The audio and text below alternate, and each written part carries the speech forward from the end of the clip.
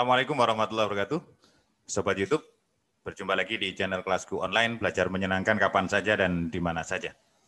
Kali ini saya membuat acara baru di channel Kelasku Online. Apa itu? Silakan dilihat.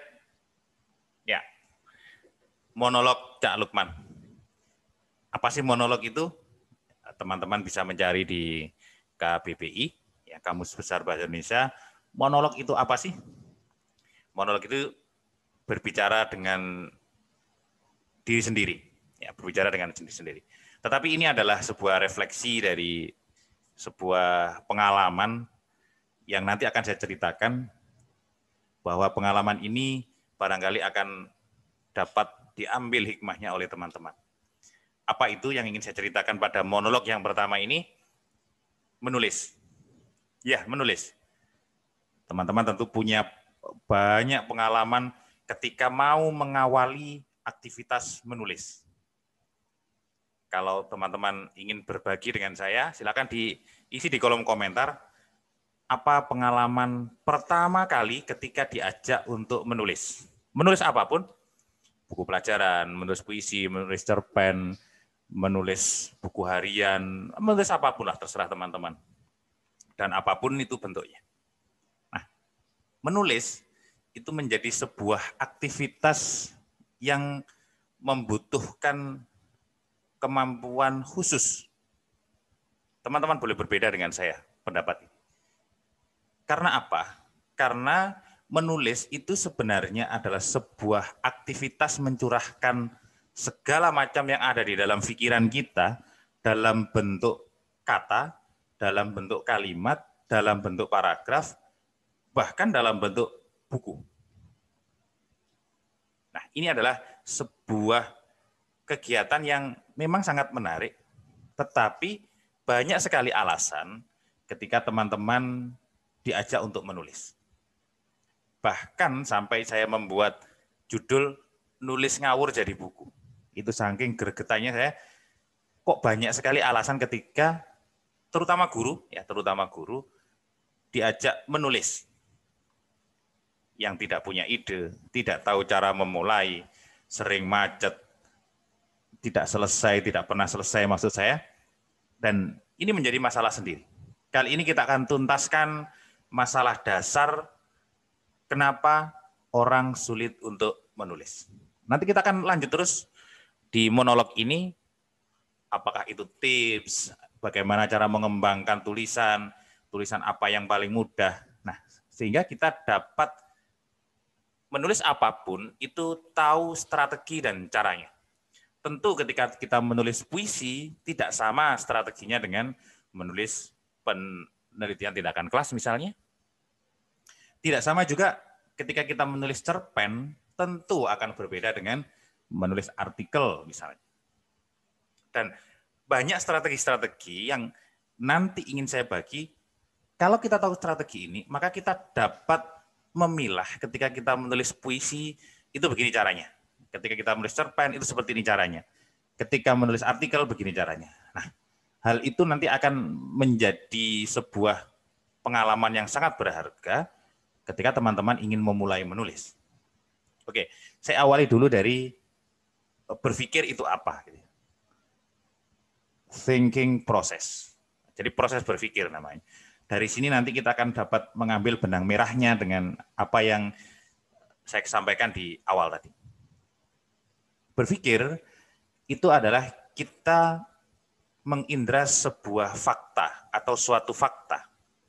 Apa itu fakta? Fakta itu sesuatu yang terjadi di sekitar kita. Apakah itu direkayasa atau memang asli fakta. Contoh misalnya, sekarang di Jombang, di Bandar Kedung Mulyo ada banjir. Itu fakta, dan ada banjir sungguhan. Terus banyak fakta-fakta yang lain misalnya. Nah, itu fakta. Nah, fakta itu kita indra. Kita menggunakan panca indra kita. Bisa membau, bisa melihat dengan mata, bisa mendengarkan. Dan dengan kita memanfaatkan panca indra itu untuk melihat sebuah fakta. Nah, ketika kita mengindra fakta, maka otak kita akan bekerja. Proses itu dilanjutkan di otak. Nah, ketika kita ingin menilai sebuah fakta atau mengungkapkan pendapat kita tentang sebuah fakta, maka jangan lupa bahwa kita punya memori. Memori itu berisi dari informasi-informasi yang sudah kita dapatkan dari yang lampau.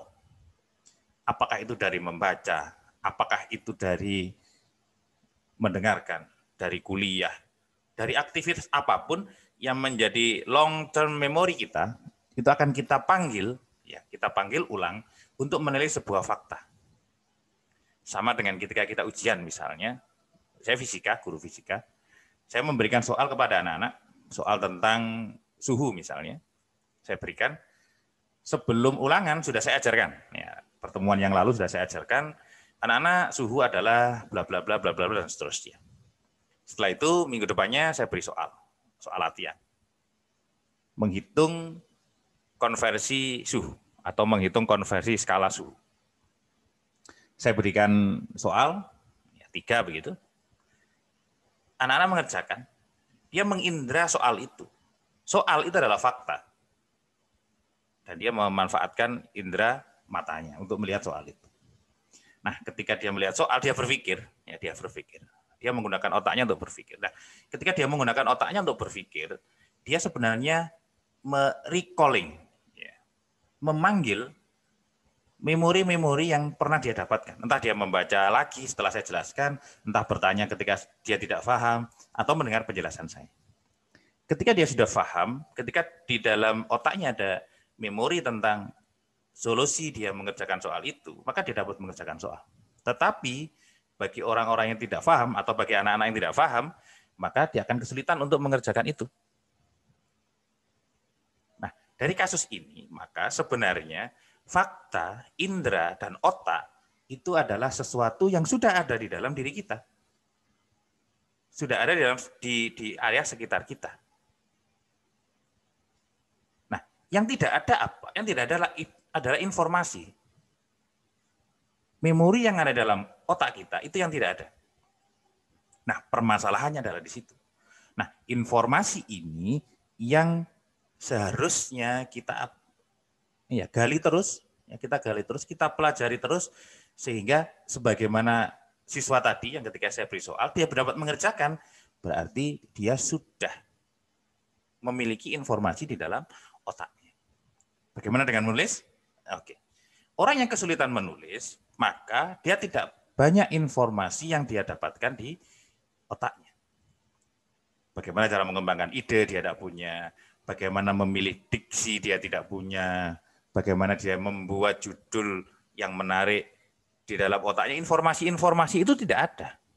Maka sebagai penulis pemula atau sebagai calon penulis yang ingin memulai menulis, maka cara yang harus dilakukan adalah belajar cara menulis dulu. Ada yang bilang, hanya teori. Teori itu penting.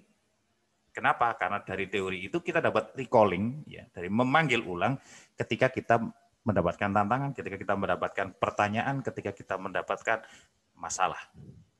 Nah, ketika ada orang menantang Anda, menantang sobat YouTube, oke, sekarang kita menulis catatan harian misalnya. Ini saya lakukan di Quick Writing Series, seri menulis cepat. Pada saat itu menulis hanya 2 halaman saja. Ukurannya bukan A4, tetapi A5. Spasinya tidak usah kecil-kecil, 1,5. Coba kurang apa? Nah, tantangan itu adalah sebuah fakta. Ketika dia mengindra, mendengarkankah, melihat, dia akan memanfaatkan memori-memori otaknya. Nah, informasi yang ada di dalam otaknya, dia akan panggil ulang untuk menyelesaikan masalah itu. Misalnya saya beri tema, coba ceritakan pembelajaran daring yang ada di sekolahan masing-masing atau yang pernah dilakukan. Nah, tentu teman-teman sudah punya memori itu, informasi itu. Oh, kalau saya belajar daring, saya mengajar daring, saya menyediakan atau membuat materi, membuat PPT, saya unggah di misalnya pakai Google Classroom misalnya, saya unggah di Google Classroom, pakai Moodle, diunggah ke Moodle, anak-anak mengakses, dan itu sudah tahu bagaimana kronologisnya atau bagaimana alur ketika dia melakukan pembelajaran daring. Nah, ketika mengungkapkan di dalam bentuk tulisan, dia bingung. Karena mungkin, ya saya bilang mungkin, dia belum memiliki pengetahuan tentang menulis. Bagaimana sih cara membuat pembukaan, bagaimana cara membuat inti, bagaimana cara membuat penutup, bagaimana menyampaikan itu di dalam bentuk tulisan. Maka hal dasar yang harus teman-teman lakukan kalau ingin melakukan aktivitas menulis adalah bagaimana teman-teman mengupgrade diri teman-teman, Sobat YouTube, dengan pengetahuan-pengetahuan menulis. Caranya bagaimana? Sangat banyak sekarang. Jadi booming menulis itu sekarang sudah meningkat drastis gitu ya. Banyak grup-grup WA, YouTube, webinar yang mengajak kita menulis, membuat buku. Nah, awal ini dari monolog ini terus upgrade diri dengan pengetahuan menulis. Setelah itu apa? Kita akan bahas di monolog selanjutnya bersama Cak Lukman. Terima kasih. Bila suka video ini silakan subscribe, silakan like. Bila teman-teman punya pendapat lain silakan isi di kolom komentar. Ya, akan saya tanggapi. Kalau butuh tanggapan akan saya beri saran. Kalau ada yang minta saran, kalau ada pertanyaan akan saya jawab. Bila teman-teman baru kali ini mampir ke channel saya, Kelasku Online, maka tidak ada salahnya ketika teman-teman mengklik subscribe. Terima kasih. Assalamualaikum warahmatullahi wabarakatuh.